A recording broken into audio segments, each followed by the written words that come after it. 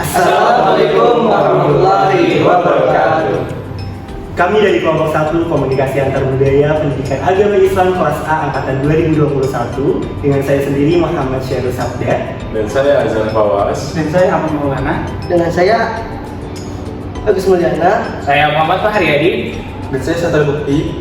Kami akan membuat video narasi tentang strategi memahami perbedaan persepsi antar budaya. Selamat mendengarkan. Persepsi. Apa persepsi itu?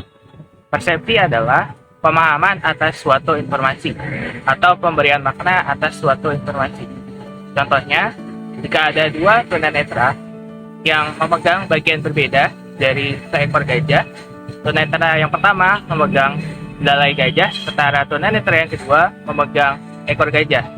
Tentu akan ada perbedaan persepsi antara dua tunanetra tersebut dalam memahami bagaimana bentuk gajah itu. Nah, itu juga yang menjadi sebab adanya perbedaan ketika ada budaya yang berbeda disatukan.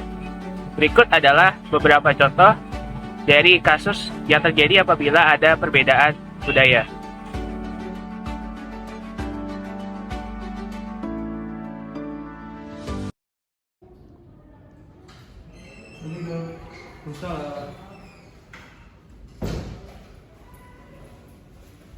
Brotherku.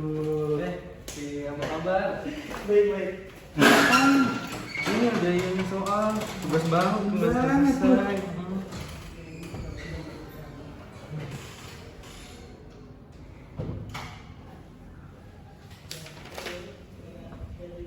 Assalamualaikum semuanya. Waalaikumsalam.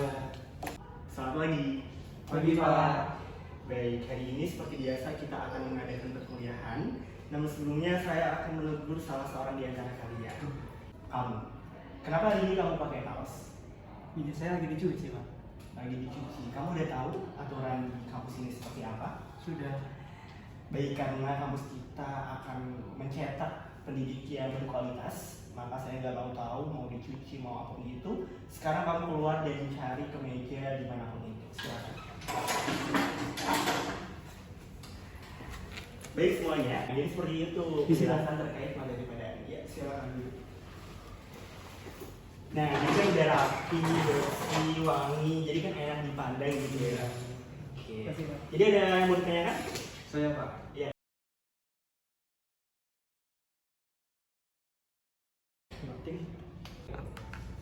Ya masa mereka nggak pakai meja ya? Iya. Kan kayak kemarin aja tuh diomelin sama dosen, nanti lihat aja deh. Itu paling diomelin mereka berdua. Kamu ada pulpen apa? Ya gua ada satu doang. Busan. Seriusan gua. Ya terus ini. Bentar lagi. Ya udah dicoba tuh sama yang sebelah. Mas punya pulpen dong, Mas. Nggak ada, cuma satu. Ya, Bawa cuma Mas. satu. Mas ada pulpen nggak, Mas? Tisu. Bentar lagi. Pulpen. Beneran nggak ada. Kita itu cuma satu. Terus, Mas. Beneran, nggak ada lagi. Si orang nggak ada. Iya udah sudah. Untuk materi di depan bisa dicatat ya. Kok dosen nggak denger dia sih? Nah itu nggak tahu deh, kok aneh ya? Kok kenapa bagian lu yang pakai kaos ditegur di mereka nggak aneh ya? Nggak tahu. Iya mentang-mentang mahasiswa pindahan itu. Baik, itu tadi pertemuan kita pada hari ini. Semoga sehat selalu dan sampai jumpa minggu depan. Pak, sebelum saya mau tanya, Pak. Ya, silakan. Kok ini kok mereka nggak ditegur? Ya kan kemarin tegur. Ini kok mereka berdua nggak ditegur? Kenapa ya Pak ya? Baik, pertanyaan bagus. Coba kamu silakan maju ke depan. Baik, Mas Azhar ya namanya. Iya, Pak. Nah, saya mau bertanya sama kamu. Kamu merasa bersalah gak menggunakan kaos di dalam berkuliah? Enggak sih, Pak, karena menurut saya di kampus saya sebelumnya di kesenian itu menurut saya kalau emang pakai itu kaos selagi itu nyaman dan fokus nggak apa sih, Pak, nggak merasa bersalah. Oke, baik. Nah, itu tadi jawabannya, Satrio. Jadi, di dalam kultur suatu universitas atau kampus itu berbeda-beda. Kita itu di dalam kampus pendidikan Universitas Negeri Jakarta mewajibkan mahasiswanya khususnya dalam bidang pendidikan itu harus memakai pakaian berkerah, Mas Azhar. Oh, gitu. Jadi untuk minggu kedepannya, karena Mas Azhar sekarang sudah bertukar pelajar di UNJ, bisa menyesuaikan nih dengan teman-teman untuk memakai berkerah agar tidak terjadi kesalahpahaman.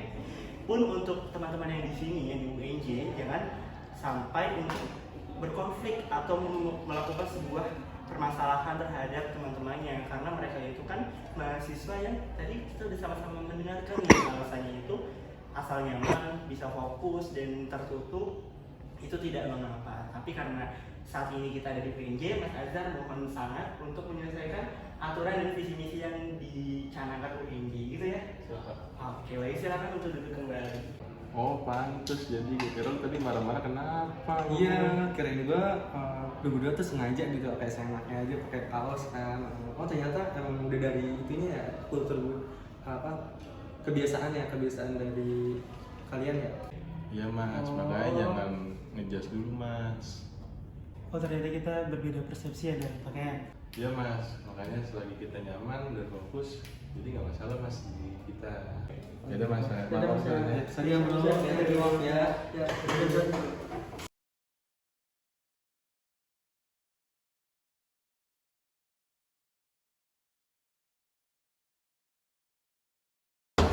Mas Satrio, kerja bakti.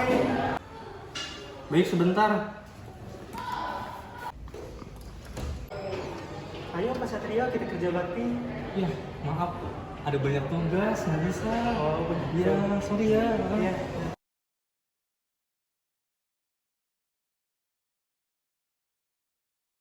Oh, jadi gitu ya Pak programnya? Iya benar. Itu ngomong Pak Satrio kemana? Oh, banyak tugas kan katanya Pak. Coba sambar dulu kali ya, bisa nongkrong di mana? Oh ayo gitu. ayo. Ayo ayo. Itu ya Pak Satrio ya? Assalamualaikum, Pak Satrio. Lagi pusing lagi. Maaf Pak, lagi nggak bisa, lagi sibuk. Lah kok lama banget sih ya? Iya, dia nggak mau keluar. Gimana ya? Kemarin juga dia nggak mau keluar. Oh, kemarin nggak mau keluar juga. Kayaknya dia eksklusif, dia nggak mau berdua sama kita nih. Gimana? Apa kita duduk aja sekarang? Ayo. Duduk aja. Boleh?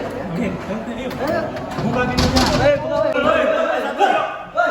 Kok Anda di rumah aja di? Tolong nih di bawah nih. Ada apa nih? Ada apaan kok? Tiba-tiba marah sama saya. Kok Anda nggak mau keluar dari Oh, tadi mau kita satu nih? mulu ente. Sebagai Pak RT ya. Kok Anda nggak suka banget Oh, ya? iya. Pak RT. Di sini. Assalamualaikum. Waalaikumsalam. Oke, ribut-ribut. Kenapa ini? Wah, ini nih Pak Satrio kenapa nggak mau keluar ya Pak? Duduk ya. Udah, Bapak. Yang perlu ganti dulu nggak Pak? Kita dengerin dulu nih penjelasan Bapak Satrio. Coba Bapak Satrio. Nah jadi gini Pak, jadi tuh saya ada perusahaan ya, itu perusahaannya udah bangkrut banget. Jadi tuh perlu butuh saya gitu di perusahaan itu. Kalau enggak ya bakalan hancur dan rugi besar. Oh, jadi begitu. Iya. Gimana tuh Bapak pendapatnya gitu kan? Nah, si dia ini nggak mau gabung Pak sama kita. Ya nih, kenapa ya? Kita kan udah jadi budaya kita di sini bahwa kita itu saling bersosialisasi, gotong royong. Nah dia nggak mau Pak, dia eksklusif banget. Iya nih Pak. Nah, jadi begitu Bapak, kan ada perbedaan persepsi gitu kan dari Pak Satrio sendiri kan udah menjelaskan bahwasanya kan perusahaannya lagi anjlok yang benar-benar dia membutuhkan Pak Satrio gitu kan. Dan Bapak sendiri kan niatnya baik, saya tahu gitu kan. Nah, lain kali jangan begitu ya. Iya Pak. Siap Pak. Oh iya Pak Oh, Satrio, iya, maafin dong. kami ya. Iya maafin juga ya karena terlalu sibuk banget saya. Ya, mau nyebutin kita ya. Sekali-sekali Ya, oke, bahkan siap, ikut Pak. kegiatan di Siap, masyarakatnya. siap.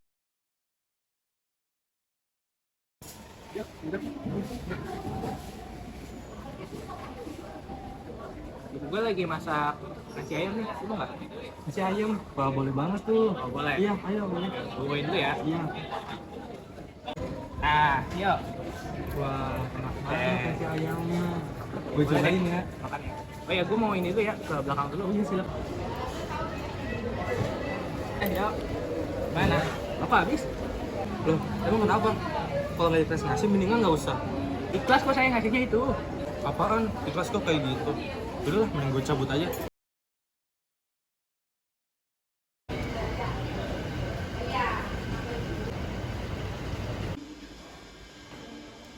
Halo, yuk.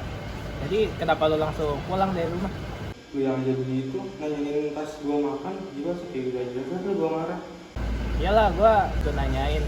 Maksudnya makanannya kurang emang yang gue kasih. Oh enggak kok, gue tenang-tenang. Gue kenyang kok, cukup. Oh, soalnya kalau dalam tradisi gue tuh, kalau misalkan makanannya sampai habis tuh, kayak tuan rumahnya tuh kurang ngasih makanannya. Oh, enggak kok, enggak. Cukup makanannya kok.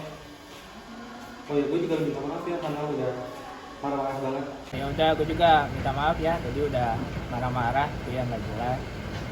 Oke, makasih ya sebelumnya udah main ke rumah gue. Masih juga Fahri, sama-sama.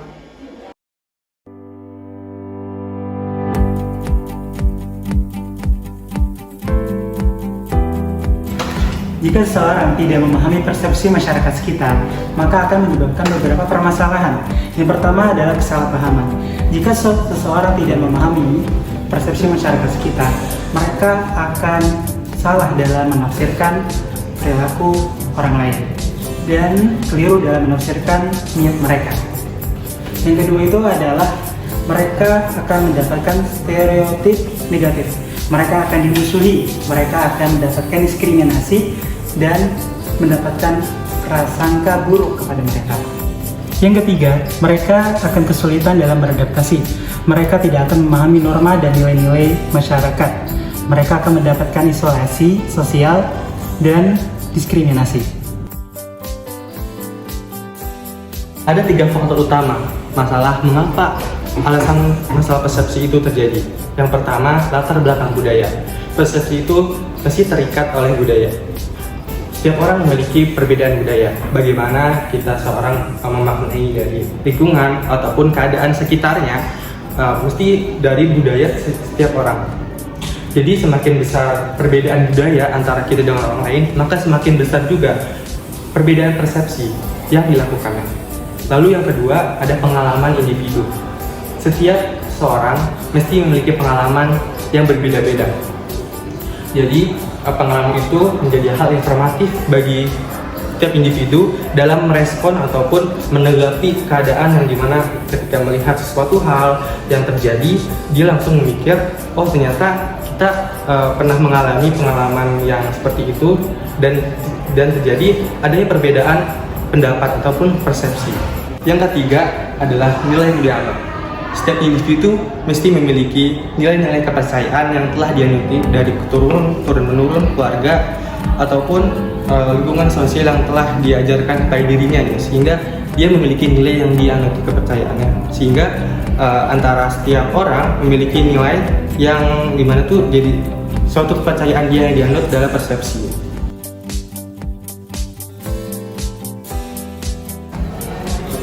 Strategi yang kita tawarkan dalam permasalahan persepsi ini, diantaranya kita rangkum dalam 4 poin.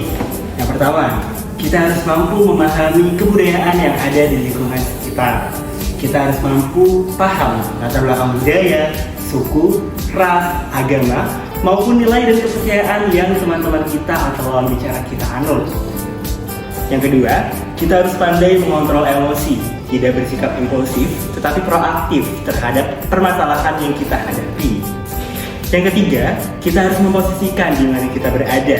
Kita harus mampu memahami budaya setempat yang kita tinggali.